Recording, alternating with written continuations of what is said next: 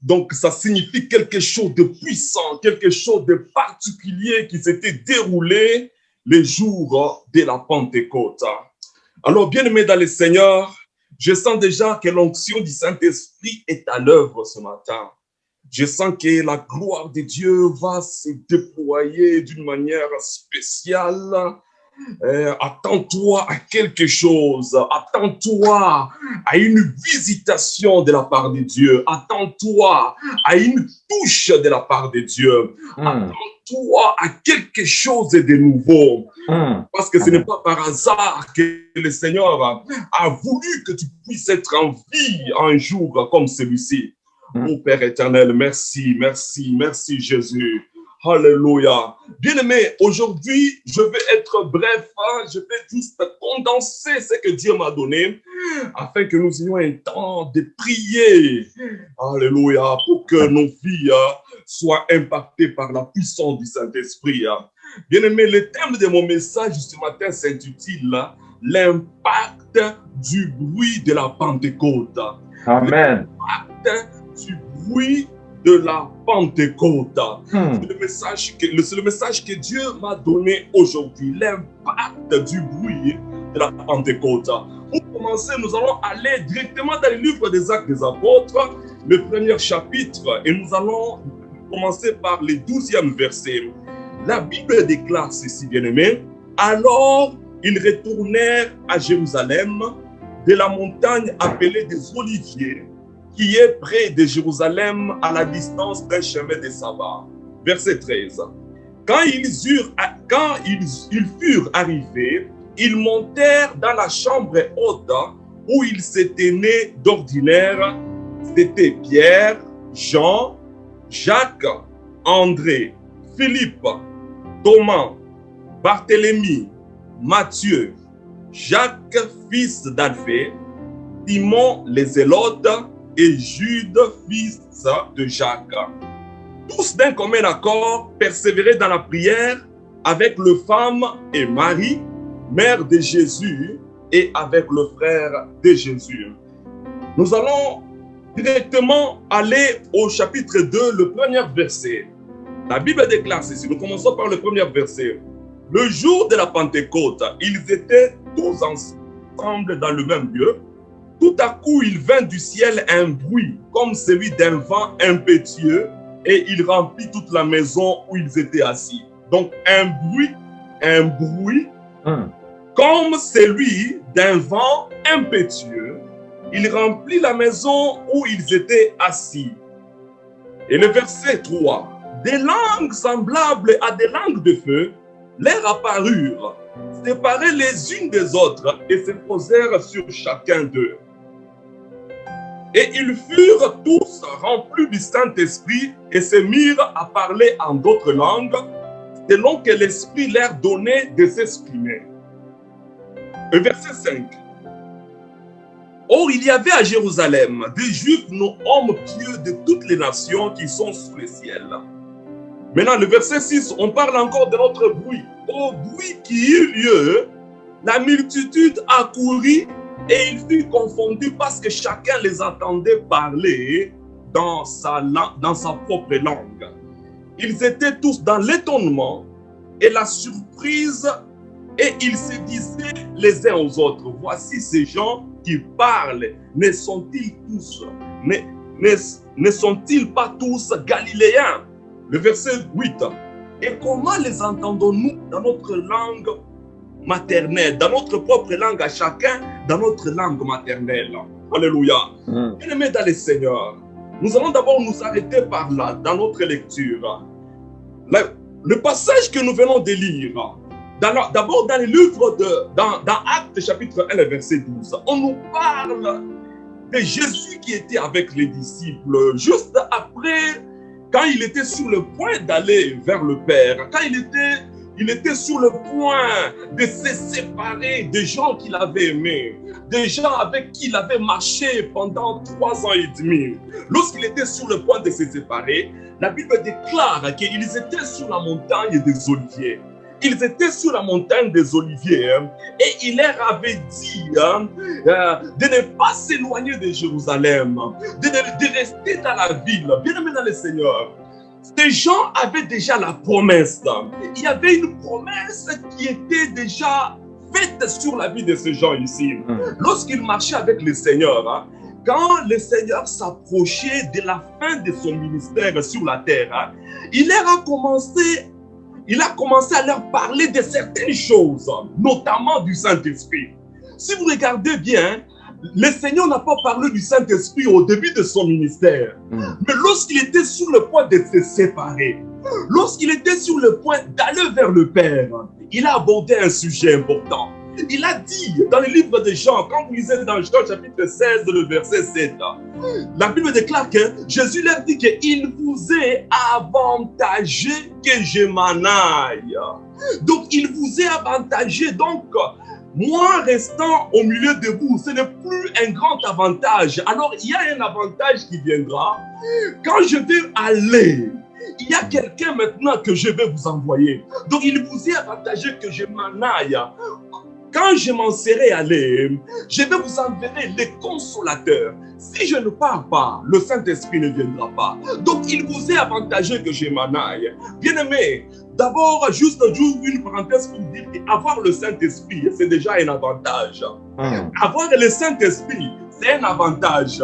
Dans ton travail, c'est un avantage. Dans tes études, tu as déjà un avantage. Dans ton mariage, avoir le Saint-Esprit, c'est un avantage. Il a dit, il vous est avantageux. Il vous est avantageux. Donc, quelqu'un qui a le Saint-Esprit, c'est une personne qui est avantagée sur les autres. Même lorsque tu vas pour chercher du travail, lorsque tu as le Saint-Esprit, tu as un avantage déjà. Lorsque tu as le Saint-Esprit, c'est déjà un avantage dans le commun des mortels. Amen. Mais il a dit, il vous est avantageux que je m'en aille. Il vous est avantageux. Alors la promesse était déjà là. Il dit que quand je m'en serai allé, je vous l'enverrai. Bien-aimé dans le Seigneur. Alors lorsque le Seigneur est parti, ils avaient déjà reçu la promesse. Mais le Seigneur est parti. Si vous lisez encore, avant de s'en aller, dans le livre de Marc des apôtres, la Bible déclare que Jésus leur dit que allez, faites de toutes les nations des disciples. Baptisez-les au nom du Père, du Fils et du Saint-Esprit. Enseignez-leur à observer tout ce que je vous ai prescrit. Voici, je suis avec vous tous les jours jusqu'à la fin des temps. Donc, il y avait déjà une promesse. Il leur a donné un ordre, une injonction de dire allez, faites de toutes les nations mes disciples. Mais les disciples ne pouvaient pas aller sans toutefois recevoir quelque chose d'abord. Avant de commencer une mission, avant de commencer quelque chose, rassure-toi d'abord de recevoir quelque chose. Amen. Amen. Rassure-toi d'abord de recevoir quelque chose de la part de Dieu. Alors, le Seigneur est parti. La Bible déclare qu'ils retournèrent à Jérusalem de la montagne des Oliviers, qui est près de Jérusalem, à la distance d'un chemin de sabbat. Quand ils furent arrivés, ils montèrent dans la chambre haute où ils se tenaient d'ordinaire. Bien, regardez ce que le Seigneur m'a fait comprendre ici. La Bible déclare qu'ils montèrent où? Dans la chambre haute où ils se tenaient d'ordinaire. Donc c'était une habitude. Ils ne sont pas montés juste pour recevoir le Saint-Esprit, mais c'était leur vie.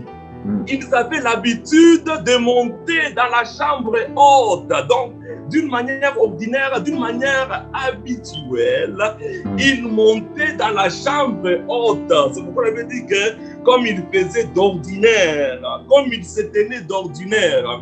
Bien-aimé dans le Seigneur, donc celui qui reçoit le Saint-Esprit, celui qui reçoit la visitation de Dieu, doit d'abord être quelqu'un qui a une vie ordinaire de passer dans la présence de Dieu. Amen. Une vie habituelle de passer du temps dans la chambre haute. Alléluia.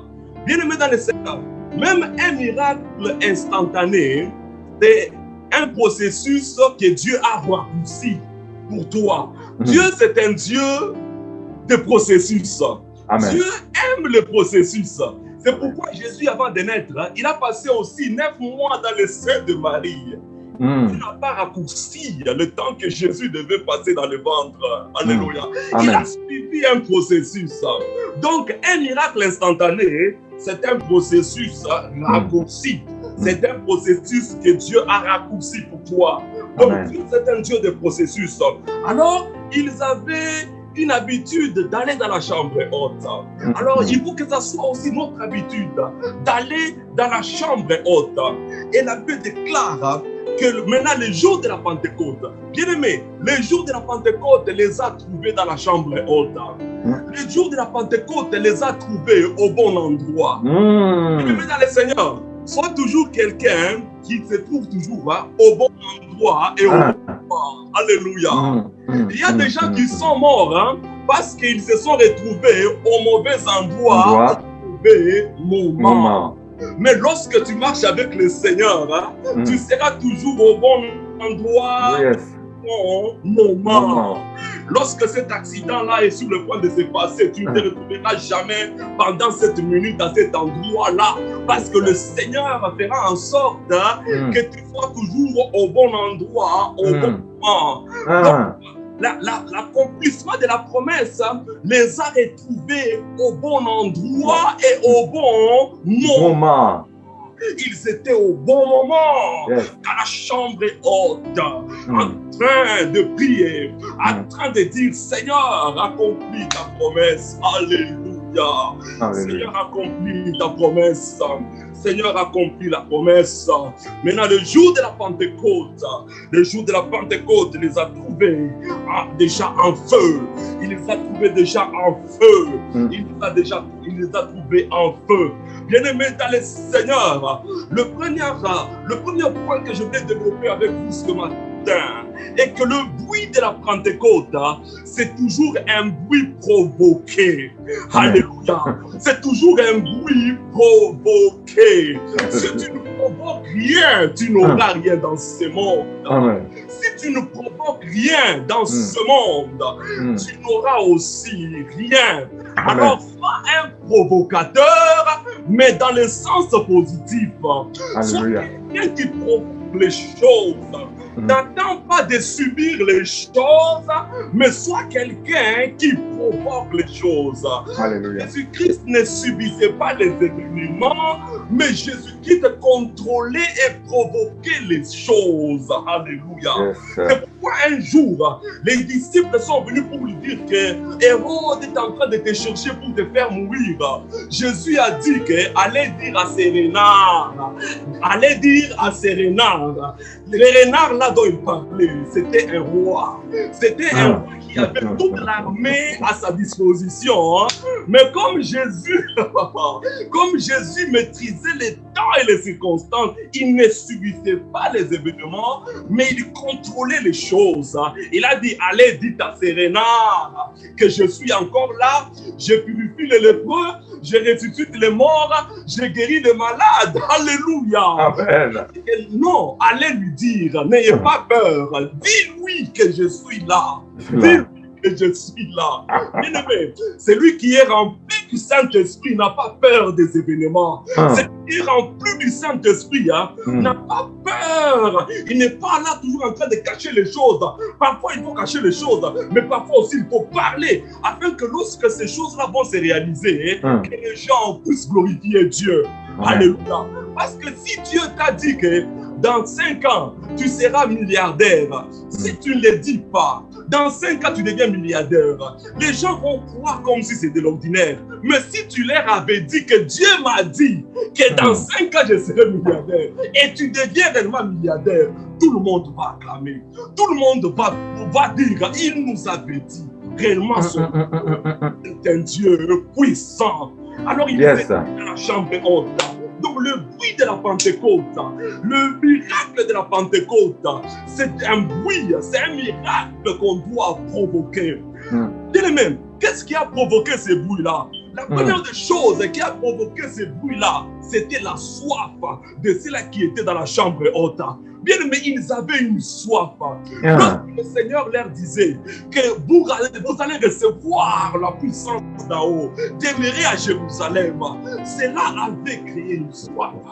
Ils avaient une soif de recevoir cette puissance, bien-aimé. C'est pourquoi David, quelque part, disait que comme une biche qui soupire après des courants d'eau, ainsi mon âme soupire après toi. Bien-aimé dans le Seigneur, il faut avoir la soif.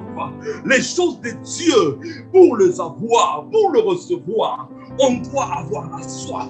On doit être assoiffé de le recevoir. Un jour, Jésus était dans une fête. La Bible déclare que les derniers jours de la fête, Jésus se tenant debout et dit que si quelqu'un a soif, qu'il vienne à moi et qu'il boive.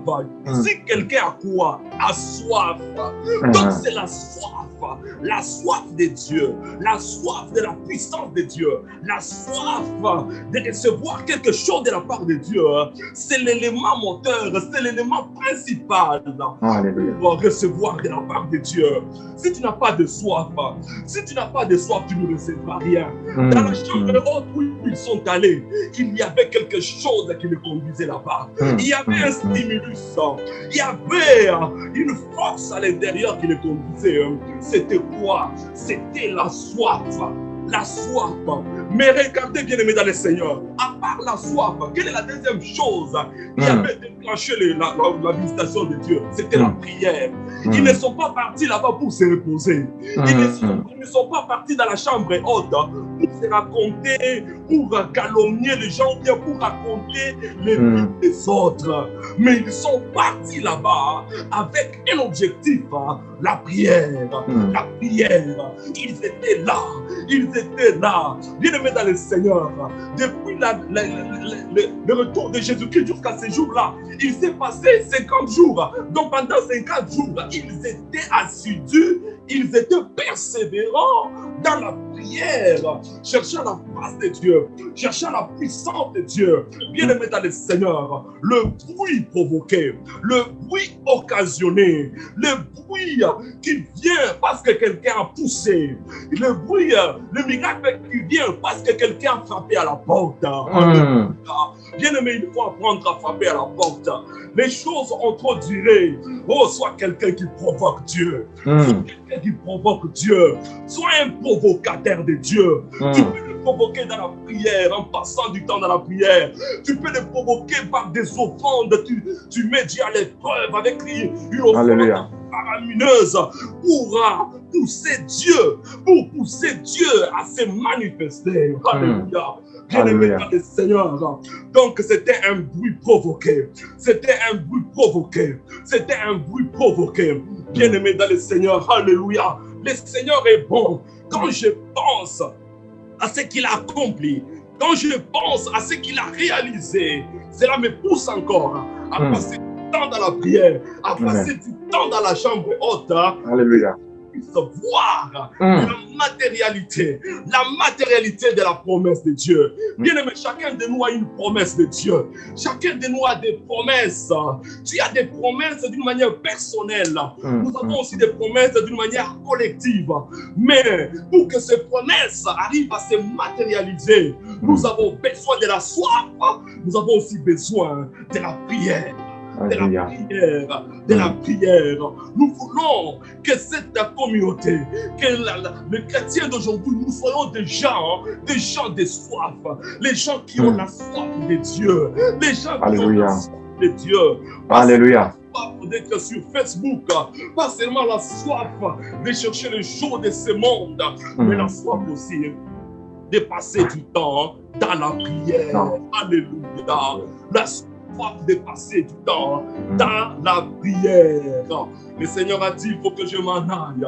Oui, il fallait qu'il aille. Lorsqu'il est parti, quelque chose, la promesse s'est accomplie.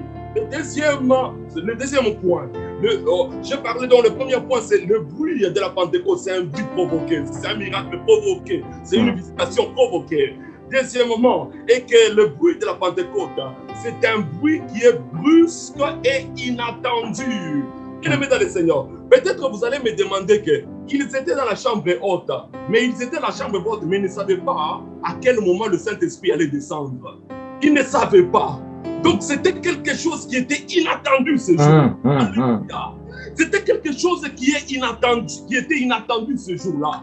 Bien-aimé dans le Seigneur, quand les quand et les comment de la visitation de Dieu, ça c'est réservé à Dieu lui seul. Ce qui nous revient à nous, c'est de prier. Ce qui nous revient à nous, c'est de prier. C'est de prier, c'est de prier. Mais ils ne savaient pas les quand et les comment la promesse allait se réaliser. Ils ne savaient pas que ce jour-là, il allait y avoir un bruit, un vent impétueux. Non. Et ils étaient là, en train d'attendre la réalisation de la promesse de Dieu. Ils étaient là en prière, en train de supplier, en train de pousser les choses dans la prière. Oh bien-aimé, c'est Dieu qui décide du quand et du comment exaucer la prière. Bien-aimé dans le Seigneur, prie, mais l'exaucement, c'est le secret de Dieu. Amen. Dieu peut te surprendre à tout moment. Dieu peut te surprendre à tout moment. À tout moment. Alléluia.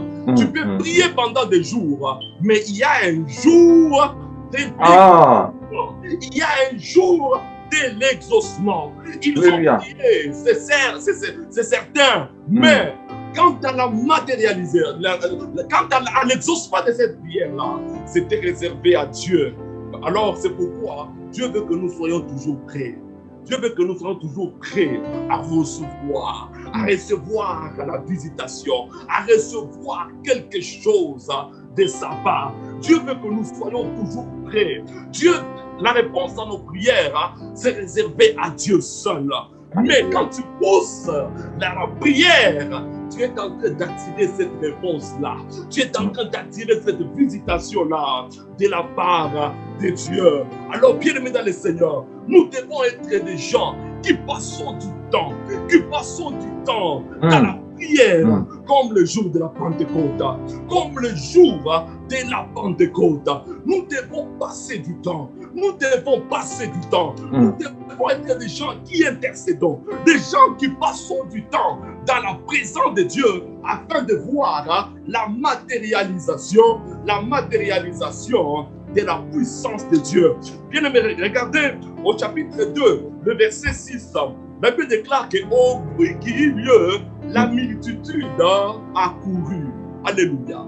Donc le troisième point est que le bruit de la Pentecôte, c'est un bruit attractif.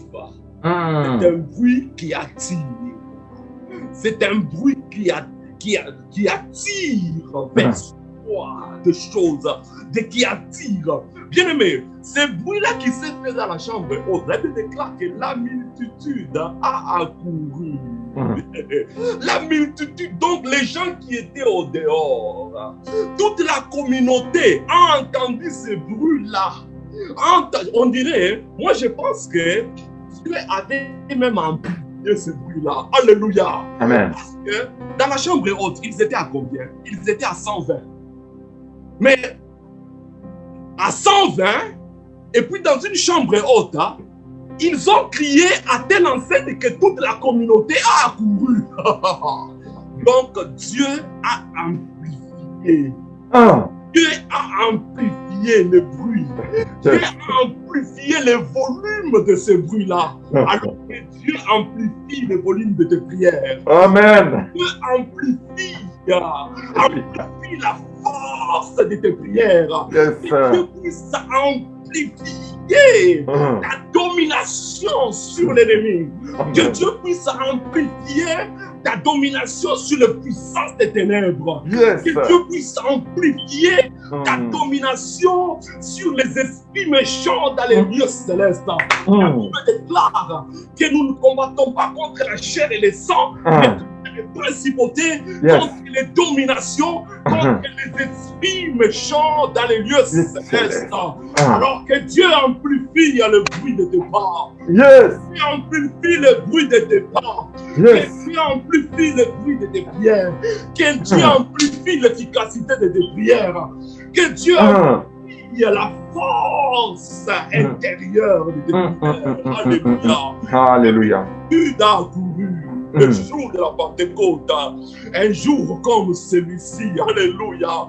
Oh, Dieu est en train d'amplifier tes prières. Dieu est en train d'amplifier quelque chose. Alléluia. Quand on met un amplificateur, hein, c'est pour amplifier ta voix. Et si tu parles, peut-être 1000 personnes ne peuvent pas t'écouter. Hein. Alors on met un amplificateur hein, pour te rendre capable d'être écouté, pour que tout le monde puisse recevoir ce que tu es en train de dire. Oh bien-aimé, le bruit de la Pentecôte, c'est un bruit attractif. C'est un bruit attractif. C'est un bruit qui a invité, qui a appelé les gens, qui a attiré les gens. Bien-aimé dans le Seigneur. Amen. Au réunion, allons à la Pentecôte. Le bruit va attirer les gens. Le bruit va attirer les gens. Bien-aimé dans le Seigneur, regardez la vie de Jean-Baptiste. Jean-Baptiste, c'était un prophète qui vivait, qui n'avait même pas de toit. Mais même dans les déserts, là où il baptisait les gens le suivaient. Les gens le suivaient parce qu'il y avait quelque chose de particulier qui les attirait. Il y avait quelque chose qui les attirait. Les gens allaient se faire baptiser par Jean. Il était là comme un roseau agité dans le vent. Il n'avait pas de beauté. La Bible déclare que même les choses qu'il mangeait, il mangeait des choses bizarres. Mais il y avait une attraction en lui. Il y avait une attraction en lui. Il y avait une attraction en lui. Bien-aimé, que Dieu amplifie ton attraction. Alléluia. Que Dieu amplifie ton attraction. Que Dieu amplifie ton attraction. Alléluia. Dans le nom de Jésus. Dans le nom puissant de Jésus. Dans le nom puissant de Jésus. Depuis qu'il y eut lieu, la multitude a couru et il fut confondu parce que chacun les attendait parler dans sa propre langue. Chacun les attendait parler dans sa propre langue. La multitude a couru. Bien-aimé dans le Seigneur, lorsque tu as quelque chose de la part de Dieu, la multitude viendra vers toi. Les gens viendront même sans invitation. Les gens vont accourir parce qu'il y a quelque chose de particulier.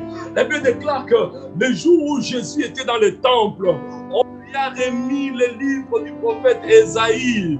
Il a ouvert les livres. C'était celui qui devait faire la lecture ces jours-là. Alors les gens attendaient une lecture ordinaire comme tous les jours. Les gens passaient pour faire la lecture. Mais ces jours-là, ils ont choisi quelqu'un de particulier. Ils ont dit que Jésus, c'est toi aujourd'hui qui vas lire. Alors, l'homme de Galilée s'élève. Il dit que l'Esprit du Seigneur est sur moi. Car le Seigneur m'a oint pour annoncer une bonne nouvelle aux pauvres. Il m'a élu pour guérir ceux qui ont le cœur brisé. Alléluia. Pour annoncer une année de grâce de l'Éternel. Pour apporter aux captifs la liberté et aux aveugles le recouvrement de la vue. Mais bien aimé, il ne s'est pas arrêté là. Il ne s'était pas arrêté là. L'homme de Galilée, il s'est dit non, je dois profiter de cette opportunité. Je dois profiter de cette opportunité. Bien aimé, quand on te donne une opportunité, il faut le profiter. Quand il y a des opportunités qui ne viennent pas 2 fois dans la vie. Alléluia. Les opportunités, lorsque ça te loupe, lorsque ça t'échappe pour le retrouver, il faut peut-être passer des années. Alors l'homme de Galilée, comme on l'avait choisi pour faire la lecture ce jour-là, à la fin de son sermon, il a dit que toutes ces choses que vous venez d'écouter, ils viennent de s'accomplir. Alléluia. Amen. Alors, tout le monde est resté bouche bée. Mon Dieu, mais ce n'est pas le fils de charpentier. Est-ce que ce n'est pas le fils de Joseph le charpentier? Regardez bien aimé. Ces gens qui étaient là, c'était des gens qui vivaient dans la communauté. Donc, ils amenaient même leurs meubles chez Joseph pour les arranger parfois. Imaginez-vous, vous amenez vos tables, vos choses chez Joseph, et Jésus qui était là comme un enfant, on l'envoyait même. Donc Joseph parfois il disait que Jésus, amène-moi un peu le marteau dans la maison, amène-moi les clous qui sont dans la maison. Mais ces mêmes garçons-là, un jour ils se lèvent pour dire que la promesse d'Ésaïe, que je donne, là c'est moi la prophétie. Ah, bien-aimé, parfois on peut dire que ces gens-là, comment ils ont hésité. Mais mets-toi à leur place. Un enfant que tu vois tous les jours, avec son père, ils font des meubles parce que Joseph était un charpentier. Donc il faisait ça pour gagner à manger, ainsi de suite.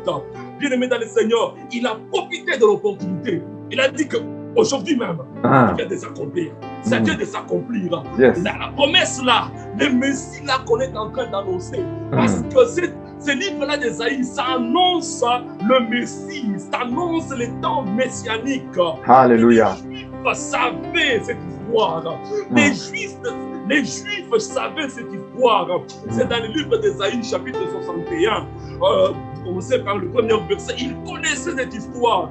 Donc, même dans les livres d'Ésaïe, il y avait la promesse. Jésus est né des années plus tard. La promesse était déjà donnée. Mais Jésus se présente et dit qu'aujourd'hui même, ça vient de s'accomplir. Amen. Ça vient de s'accomplir. Bien-aimés dans le Seigneur, que Dieu nous fasse grâce ce matin. Que la force qui est en nous soit amplifiée. Amen. Que la prière qui est en nous soit amplifiée. Que la consécration, la vie d'intimité avec le Seigneur soit et notre pouvoir, notre autorité en tant qu'enfant de Dieu soit amplifiée, bien-aimé, soit amplifiée dans le nom puissant de Jésus. Alléluia. Dans de Jésus, bien-aimé dans le Seigneur, ce bruit-là n'a pas laissé les gens indifférents. Bien-aimé, le bruit de la Pentecôte, le quatrième point, le bruit de la Pentecôte ne laisse pas indifférent. Ne laisse pas les autres indifférents. Lorsque le Seigneur te visite, lorsque c'est une visitation de Pentecôte, ça ne va pas laisser les autres indifférents. Tout le monde constatera. Tout le monde va constater. Non, que cet enfant, que cet homme, que cette femme vient d'être visité par le Seigneur. Vient d'être visité par le Seigneur. Alléluia. Bien-aimés dans le Seigneur, ce sont les 3 points que le Seigneur voulait que nous puissions partager en ce jour de Pentecôte. Que le bruit de la Pentecôte, c'est un bruit provoqué. C'est un bruit provoqué. Le bruit de la Pentecôte, c'est un bruit brusque et inattendu. Donc il faut être prêt à tout moment. Alléluia. À tout moment. Le 3e point est que c'est un bruit attractif. C'est un bruit qui attire la multitude. C'est un bruit qui attire les gens. C'est un bruit qui attire la réponse de Dieu. C'est un bruit qui attire la chose que tu attends de Dieu pendant des années. Alléluia. Pentecôte, ces choses-là seront attirées vers toi. Alléluia. Alléluia. Et que le bruit de la Pentecôte, c'est un bruit qui ne laisse pas les autres indifférents. Amen. Tu ne peux pas écouter ces bruits et rester indifférent. Yes, sir. Tu ne peux pas expérimenter ces bruits et indifférent. Alléluia. Bien-aimés dans le Seigneur, c'est le message que le Seigneur m'a donné. Que le Seigneur nous bénisse. Alors nous allons prier.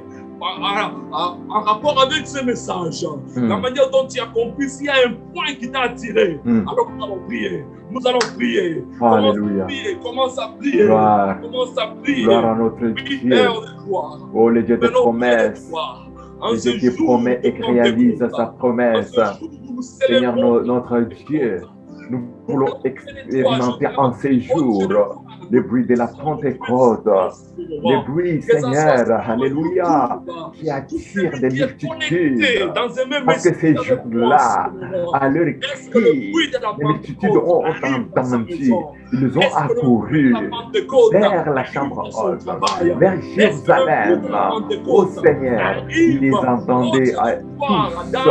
Alléluia. Parler en d'autres langues. Seigneur, notre Dieu, nous ne sommes pas des femmes ordinaires. Nous sommes à la chambre haute à ce moment. Seigneur, que l'Esprit descende, que les Saint-Esprit descendent. Nous sommes devant toi pour se lever.